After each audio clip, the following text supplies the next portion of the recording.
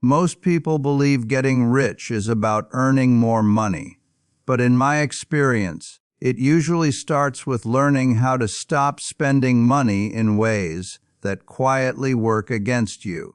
I've seen people with very high incomes struggle financially, and others with modest salaries build real wealth. And the difference is almost always behavior. Money has a simple rule: what you keep matters far more than what you make. If every raise is followed by a bigger car payment, a larger house, or more expensive habits, wealth never gets a chance to grow. A lot of spending today is driven by emotion, not necessity. People buy things to feel successful, to feel accepted, or to feel ahead of others.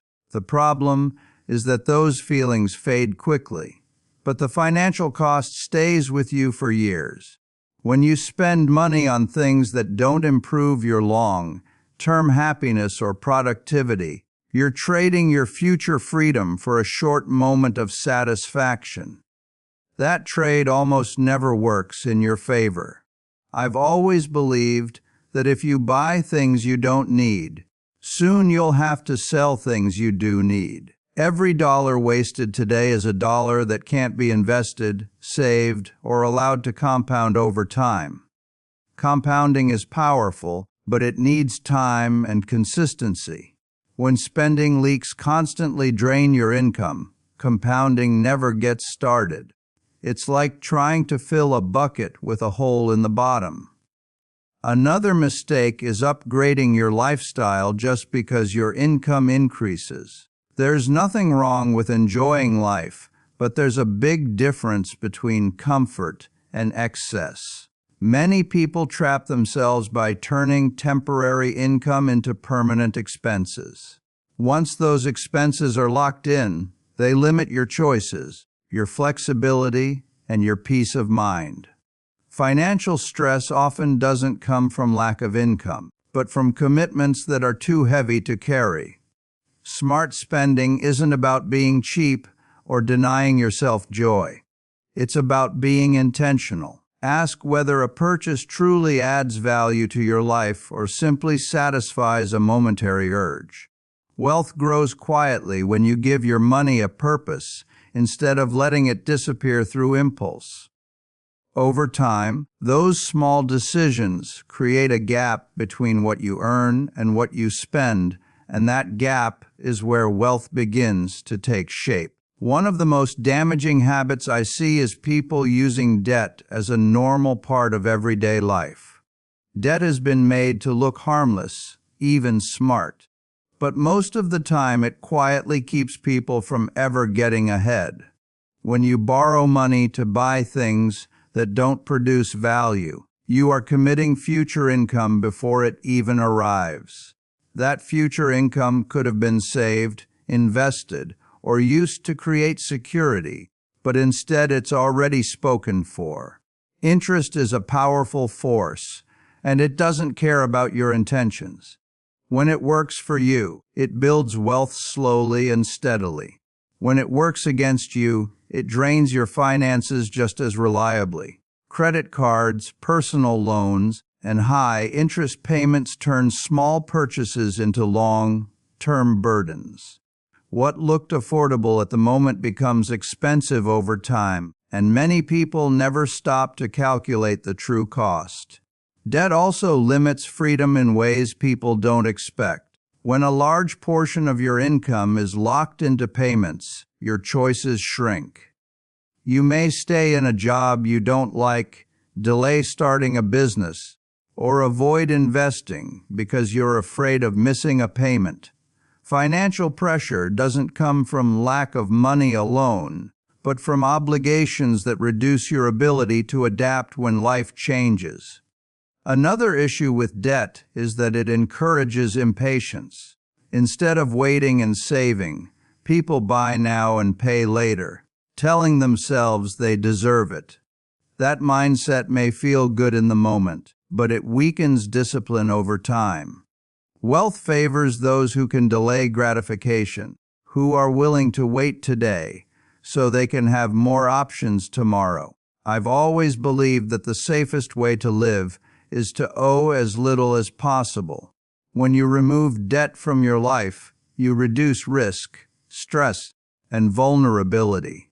You don't need to earn extraordinary returns to succeed when you're not fighting interest every month. Even modest progress becomes meaningful when nothing is pulling you backward. Avoiding unnecessary debt doesn't mean avoiding opportunity. It means respecting money enough to let it work for you instead of against you. When your income is truly yours, not promised to someone else, you begin to feel the quiet strength that comes with financial independence, and that strength compounds just as surely as money does. Most people think getting rich is about finding something new to do, but in reality, it often starts with stopping a few habits that quietly hold you back. One of those habits is spending money without intention. When you spend first and save whatever is left, you reverse the natural order of wealth building. Money should be treated like a seed, not like entertainment. Every dollar you keep has the potential to grow, but only if you give it the chance. When spending becomes automatic and saving becomes optional, wealth never gets the space it needs to form. Another habit that keeps people from getting rich is impatience. Everyone wants results quickly, but markets don't reward urgency. They reward consistency. Buying and selling based on noise, headlines, or excitement is not investing. It's emotional decision-making. Real investing means buying something you understand, believing in it, and giving it time to work. Time does the heavy lifting. The longer you allow good decisions to compound, the less effort you need later. When people interrupt that process by constantly reacting, they reset their progress again and again. Patience also applies to life choices, not just investing. Many people rush to upgrade their lifestyle the moment they earn more. Higher income should increase your margin of safety, not your financial pressure. Turning extra income into fixed expenses removes flexibility, and flexibility is one of the most valuable forms of wealth. The ability to wait, to say no, and to move at your own pace is often worth more than the things money can buy. A third mistake is underestimating the value of self-improvement. Your earning power is not fixed. It grows when you learn, when you sharpen your judgment, and when you develop skills that make you more useful to others. Money flows toward value. The better your thinking, the better your decisions, and the better your decisions, the fewer mistakes you need to recover from. This kind of growth compounds internally, and no market condition can take it away from you. Spending with discipline, investing with patience, and continuously improving yourself may not sound exciting, but they work quietly and reliably. Wealth rarely announces itself while it's being built.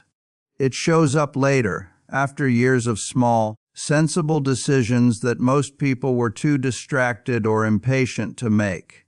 Most people ask me how to get rich, but a better question is what you should stop doing if you ever want wealth to grow. One of the biggest mistakes is spending money without thinking about long-term value. Money is not just something to be used, it's something to be directed. When every paycheck disappears into lifestyle upgrades, subscriptions, and impulse purchases, you're working hard with very little to show for it. Wealth begins when spending becomes deliberate and saving becomes automatic.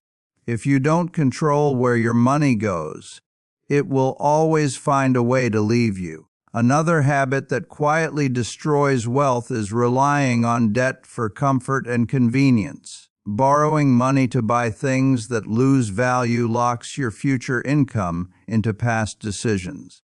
Interest doesn't care how confident you felt when you made the purchase. It will keep charging you month after month. taking money that could have been invested or saved. Debt increases risk and reduces flexibility, and flexibility is one of the most valuable assets you can have.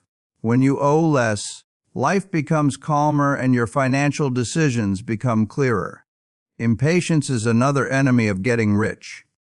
People want fast results, but wealth is rarely built quickly. The stock market, businesses, and careers all reward those who can wait. When you chase quick wins or react emotionally to short-term changes, you interrupt the power of compounding. Compounding works best when it's left alone. Time is the partner that turns ordinary decisions into extraordinary results, but only for those who allow it to do its job.